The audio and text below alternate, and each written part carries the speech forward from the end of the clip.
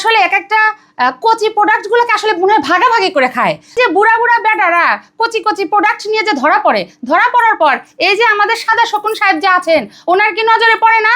উনি কি এদেরকে বিচারের আওতায় আনতে পারে না? কিংবা আমাদের যে ক্ষমতাসীন দলের যিনি আছেন তারেক রহমান, জনাব তারেক রহমান, উনি কি চোখে দেখেন না? উনি কি এই যে কচি কচি এরা ছোট, এরা তো বুঝে না, অল্প বয়স্ক মেয়ে, এদেরকে তো বিভিন্ন ধরনের জান্নাতে নিবে, এরা মারা গেলে জান্নাতে চলে যাবে, তার সাথে বেড়ে গেলে বিভিন্ন ধরনের হয়তো কিছু ব্রেন ওয়াশ করে এদেরকে এইরকম নোংরামি করা হচ্ছে। তো এইগুলোর স্টেপ কিন্তু নিচ্ছে না। অথচ এই যে দেখেন মাননীয় প্রধানমন্ত্রী যিনি এত এত উন্নয়ন করেছেন, অথচ তাকে নিয়ে এই মুদির ওই মানে দুনিয়ার খারাপ ভাষা যেগুলো আছে আমাদের অপর প্রতিবেশী রাষ্ট্রের প্রধানমন্ত্রীকে নিয়ে, আপনারা দেখবেন এই বট বাহিনীগুলা এত খারাপ খারাপ কমেন্টস মানে করে, যেটা আসলে সুস্থ মস্তিষ্কের কোনো মানুষ মেনে নিতে পারবে না।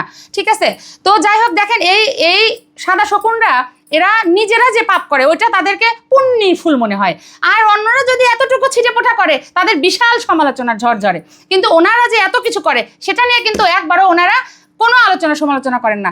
ওনারা যখন বলে যে সিগারেট খাইলে জান্নাতে যাওয়া যাবে, এটার কোনো আলোচনা নাই। ওনারা যখন বলে মানে 2-3 জায়গায় করে ধরা পড়ার পরে একবার বলে এআই করছে, আবার যখন সেটা ব্রাস্ট হয়ে যায় তখন বলে সেকেন্ড বিয়ে, এইগুলা বলে, কিন্তু তখনও কিন্তু প্রতিবাদ তাদের মধ্যে থেকে করা হয় না।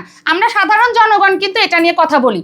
আসলে আমি একজন নারী হিসেবে এটা ঘৃণার সাথে জানাই যে শুধু দাড়ি টুপি রাখলেই যে আসলে মুসলিম হওয়া যায় না, এবং শুধু দাড়ি টুপি রাখলে আর ওই মিষ্টি মিষ্টি কথা বলে ছোট বাচ্চাদের মুখে চুম্বন করলে যে একটা ইসলাম রাষ্ট্র কায়েম করা যায় না, এটা হলো সাদা শকুনদের প্রমাণ।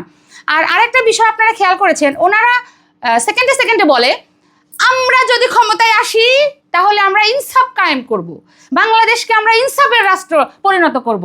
ইনসাফ শব্দের অর্থ কি? ইনসাফ শব্দের অর্থ শান্তি, ইনসাফ শব্দের অর্থ সহমর্মিতা, ইনসাফ শব্দের অর্থ আপনি আপনার ধর্মকে সম্মান জানিয়ে আপনি আপনার নিজের ধর্মকে হয়তো ভালোবেসে আত্মসিদ্ধি করে আপনি অন্য ধর্মের 2-1 জনকে যদি বুঝিয়ে শুনিয়ে তাদেরকে ভালোবাসা দিয়ে নিজের ধর্মে আনতে চান, এইটা হলো আপনার ইনসাফ। আপনার ইনসাফ মানে তো এটা না যে শেখ হাসিনার ওই ট্যাটু সুন্দর করে ওই নোংরা ট্যাটু বানিয়ে আপনি ইউনিভার্সিটিতে লাগাবেন, এটা তো ইনসাফ না। আপনার ইনসাফ তো এটা না কবর থেকে মানুষ উঠাইয়া নিয়ে আপনি পোড়াচ্ছেন, এটা তো ইনসাফ না। আপনার এটা ইনসাফ না যে একটা হিন্দু তার উপরে আপনি মিথ্যা দোষারোপ চালিয়ে দিয়ে তাকে পিটিয়ে হত্যা করে আপনি ঝুলিয়ে সেখানে আগুন লাগিয়ে দিবেন, এটাকে ইনসাফ বলে? আপনি সুন্দর করে হোটেলে গিয়ে দোলনা খেলছেন, এটা কি ইনসাফ বলে? এইটা তো ইনসাফ না। আপনারা যদি সত্যি ইনসাফ কায়েম করতে চাইতেন তাহলে প্রত্যেকটা মানুষই দোষ গুণের বাইরে নয়। আওয়ামী লীগ 2-1টা ভুল গুণ থাকতে পারে, তাহলে আপনারা সেটাকে সুন্দর মতো সমাধানে আনতেন, তাহলে আপনারা সেটাকে দেশের শান্তি শৃঙ্খলা বজায় রাখার জন্য সুন্দরভাবে আপসীনভাবে রাষ্ট্র চালাতেন।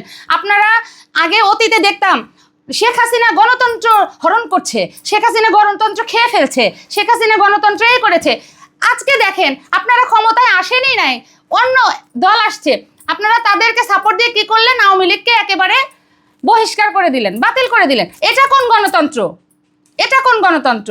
আপনারা একটা মেয়েকে ধর্ষণ করছে, ধর্ষককে ধরছেন, কিন্তু তাকে মানে ট্র্যাপলি তাকে বাঁচায় নিচ্ছেন, এটা কোন গণতন্ত্র?